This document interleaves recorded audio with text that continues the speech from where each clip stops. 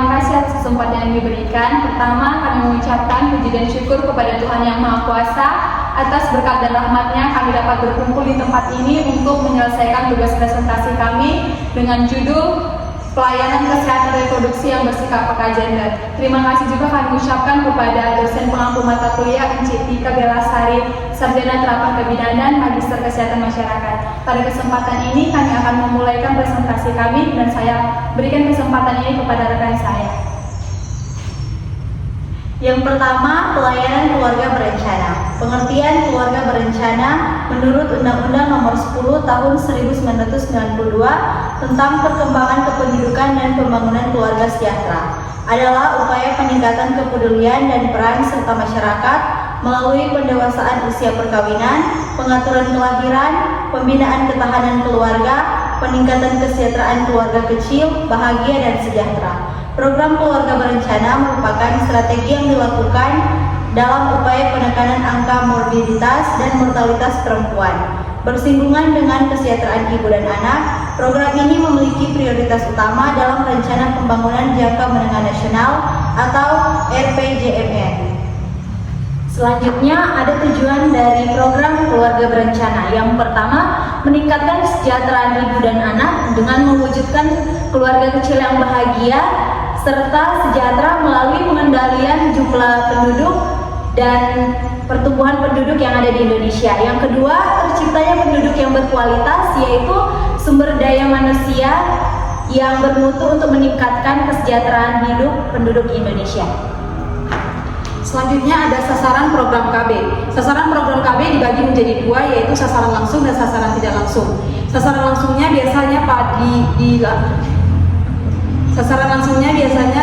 dianjurkan kepada pasangan usia subur dengan tujuan untuk menurunkan tingkat kelahiran dengan cara penggunaan kontrasepsi secara berkelanjutan. Sedangkan sasaran tidak langsungnya adalah pelaksana dan pengelola KB dengan tujuan menurunkan tingkat kelahiran melalui pendekatan kebijakan kependudukan terpadu dan merangka mencapai keluarga yang berkualitas dan keluarga sejahtera. Selanjutnya ada ruang lingkup program KB, yaitu meliputi komunikasi, informasi, dan edukasi, konseling, pelayanan kontrasepsi, pelayanan infertilitas, pendidikan seks atau sex education, konsultasi pra-perkawinan dan konsultasi perkawinan, konsultasi genetik, tes keganasan, dan adopsi. Selanjutnya, pendidikan merupakan instrumen kunci untuk mempromosikan kesehatan gender. Melalui pendidikan dapat dikaji dan disampaikan tentang pengetahuan, norma-norma masyarakat, ide-ide, dan nilai-nilai baru termasuk nilai gender. Proses mentransfer nilai-nilai gender tersebut dapat dilakukan secara lugas maupun dalam kurikulum.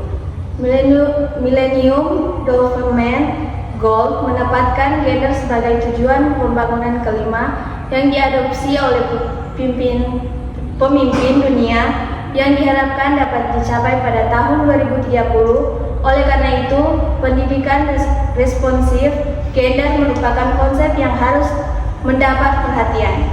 Pendidikan harus memastikan bahwa semua siswa baik laki-laki maupun perempuan mendapatkan hak-hak yang tidak mengalami diskriminasi gender di sekolah. Strategi yang digunakan, pertama pelaksanaan pembelajaran yang responsif, ditunjukkan guru menyampaikan berbagai pendekatan pembelajaran, memenuhi kaidah kesetaraan dan keadilan gender. Pelaksanaan proses pembelajaran yang responsif dapat meningkatkan pemahaman siswa terhadap kesetaraan gender, anak laki-laki dan perempuan dalam iklim belajar yang saling menghargai.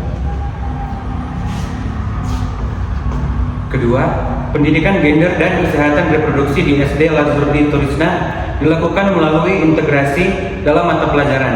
Pada mata pelajaran IPA, materi mengenal anggota tubuh, guru mengenalkan secara jujur anggota tubuh kepada muridnya.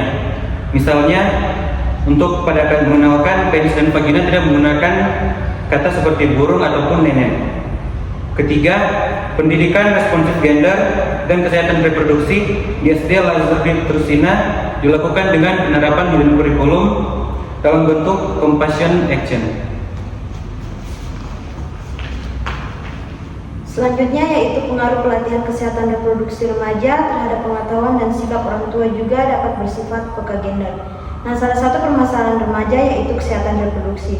Remaja merupakan kelompok masyarakat yang memerlukan informasi terkait dengan seksualitas. Fakta di lapangan menunjukkan bahwa remaja sangat minim mendapatkan akses informasi terkait dengan kesehatan reproduksi yang komprehensif, baik di sekolah maupun rumah dan pelayanan kesehatan. Baik, selanjutnya cara di mana pengaruh pelatihan kesehatan reproduksi remaja terhadap orang tua dapat bersifat peka gender, yaitu yang pertama, pemahaman tentang kesehatan reproduksi berbasis gender. Pelatihan kesehatan reproduksi remaja dapat mengedukasi remaja dan orang tua tentang perbedaan biologis dan sosial antara jenis kelamin dan identitas gender. Ini bisa mempengaruhi pemahaman orang tua tentang bagaimana gender, mempengaruhi pengalaman kesehatan reproduksi, dan membantu mereka mendukung anak-anak mereka dengan cara lebih sensitif terhadap gender. Dan yang kedua, pengenalan isu-isu kesehatan reproduksi khusus. Pelatihan dapat memberikan informasi tentang isu-isu kesehatan reproduksi yang khusus terkait dengan identitas gender, seperti perawatan kesehatan reproduksi bagi individu transgender atau non-binar. Yang ketiga, peningkatan kesadaran akan stigma dan diskriminasi gender. Pelatihan kesehatan reproduksi remaja yang mencakup aspek-aspek gender dapat meningkatkan kesadaran orang tua tentang stigma dan diskriminasi yang mungkin dialami anak-anak mereka berdasarkan identitas gender. Yang keempat, peningkatan komunikasi dan dukungan orang tua.